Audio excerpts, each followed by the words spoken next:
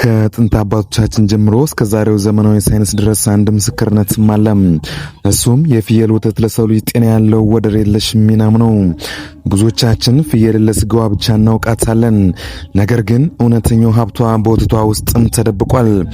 የድሆች ላም እየተባለች የምትጠራው ፍየል ለምን በዓለም ዙሪያ እንደ ጤና መድኃኒት መታየት ጀመረች?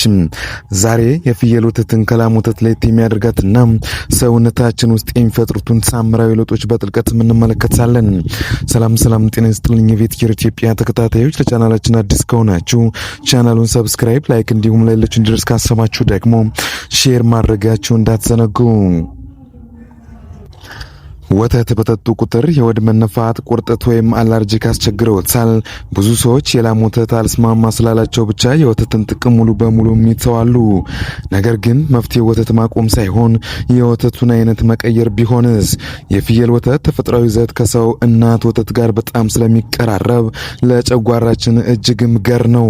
በዚህ ቪዲዮ የፍየል ወተት እንዴት የሆድን ሰላም ሳይረብሽ አስፈላጊውን ንጥረ ነገር እንደሚሰጡትና ለመላ ሕጻናትም ሆነ ለአዋቂዎች ተመራጭ እንደሆነ እናያለን። አንድ አስገራሚ እውነትም ልንገራችሁ። በሳይንሳዊ ምርምር መሰረት የፍየል ወተት ውስጥ የሚገኘው የቅባት ቅንጣት መጠን ከላም ወተት ጋር ሲነጻጸር በጣም አነስተኛ በመሆኑ ሰውነታችን ያለምንም ድካም እንዲመጣውም ያደርጋል። ይህ ብቻ አይደለም፣ በውስጡ የያዘው የካልሲየም፣ የፖታሲየም እና የቫይታሚን ኤ መጠን ከማንኛውም ወተት አይነት በተለየ መልኩ የተመጣጠነም ነው። ታዲያ የአስደናቂ የተፈጥሮ ስጦታ በበቂ ሁኔታ አንጠቀምበትም። የፍየል ወተት ደግሞ የደም ግሪታ አጥንትን ጥንካሬና በቆዳው ውበት ላይ ያለውን 7 ድንቅ ጥቅሞችም አብረን እናያለን። በትንሽ ወጪ ትልቅ ጤና እንዲሉ ፍየል ለማርባት ሰፊ ቦታ ወይም ብዙ መኖ አያስፈልግም። ነገር ግን የምትሰጠን ወተት ከወርቅም በላይ ዋጋ አለው። በአውሮፓና በአሜሪካ ያሉ ትላልቅ የጤና ተቋማት የፍየል ወተት እንደ ዋነኛ የጤና መጠጥ እያስተዋወቁት ባለበት በዚህ ዘመን እኛስ ምን ያህል እንጠቀምበታለን? ከአእምሮ እድገት፣ ከልብ ጤናና ለተሻለ በሽታ መከላከል አቅም የፍየል ወተት ያለው ሚና እጅግም አስገራሚም ነው። እስኪ በጥቂቱ የፍየል ወተት ለሰው ልጅ ጤና ከሚሰጣቸው ጥቅሞችን በዝርዝር እንመልከት። አንደኛ፣ ለምግብ መፈጨት ስርዓት ወይም ኢዚ ዳይጀሽን።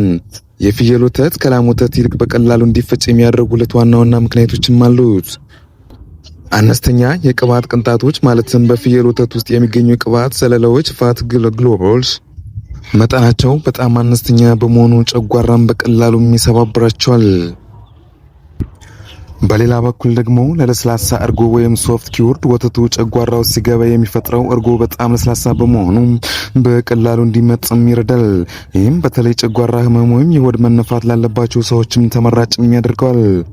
ሁለተኛ ደረጃ ስንመለከት ለአጥንት ጥንካሬና እድገት ካልሲየም። የፍየል ወተት እጅግ ከፍተኛ የሆነ የካልሲየም ክምችትም አለው። ይህም ለአጥንት ጥንካሬ፣ ለጥርስ ጤንነትና ለህፃናት እድገትም ወሳኝ ነው። ሌላው ደግሞ ቫያቢሊቲ ነው። በፍየል ወተት ውስጥ የሚገኝ አንድ የካልሲየም፣ ፎስፎረስና ማግኔዥየም ያሉ ማዕድናት በሰውነታችን በቀላሉ በመመጠጥ ወይም አብዞርቤሽን እንዳላቸው ከላም ወተትም ይበልጣል። በሶስተኛ ደረጃ ወይም በዋናኝነት የምንመለከተው የልብን ጤንነት ለመጠበቅ ነው። ጠቃሚ ክብደቶች ሚዲየም ቼን ፋቲ አሲድ። ፍየል ወተት በውስጡ ሚዲየም ቼን ፋቲ አሲድ የሚባሉ ጠቃሚ ቅባቶችን ይይዛል። እነዚህ ቅባቶች በሰውነት ውስጥ ተከማችተው የኮሌስትሮል ከመሆን ይልቅ በቀላሉ ወደ ኋላ ወይም ኢነርጂ ይቀየራሉ። በሌላ በኩል ፖታሲየም የደም ግፊትን ለማስተካከልና የልብ ምትን ለመጠበቅ የሚረዳ ከፍተኛ ፖታሲየም ይይዛል። በአራተኛ ደረጃ በሽታን የመከላከል አቅምን ያሳድጋል። ሴሌኒየም ይህ ማዕድን በሰውነታችን የበሽታ መከላከል አቅም ወይም ኢሚዩን ሲስተምን በማጠናከር ረገድ ትልቅ ሚና ይጫወታል። በሌላ በኩል ቫይታሚን ኤ ከላም ወተት በበለጠ ቫይታሚን ኤ በውስጡ ይይዛል። ይህም ለዓይን ጤንነትና ለተላላፊ በሽታዎች የመጋለጥ እድልም ለመቀነስም ይረዳል። በአምስተኛ ደረጃ ልመለከተው ያፈለግነን ክብራትና ክብራን ለአለርጂ ተገላጭ ለሆኑ ሰዎች ነው። አነስተኛ ላክቶስ ወይም ሎር ላክቶስ የላም ወተት ሲጠጡ የላክቶስ አለመስማማት ወይም ላክቶስ ኢንቶለራንስ ለሚያስቸግር ሰዎች የፍየል ወተት የተሻለ አማራጭ ነው። አልፋ ኤስ1 ሲዝን የፍየል ወተት ውስጥ የፕሮቲን በጣም አነስተኛ በመሆኑ በወተት ምክንያት የሚከሰቱ የቆዳ ማሳከክ፣ አፍንጫ መታፈን ወይም የሳል ምልክቶች አለርጂን ይቀንሳል።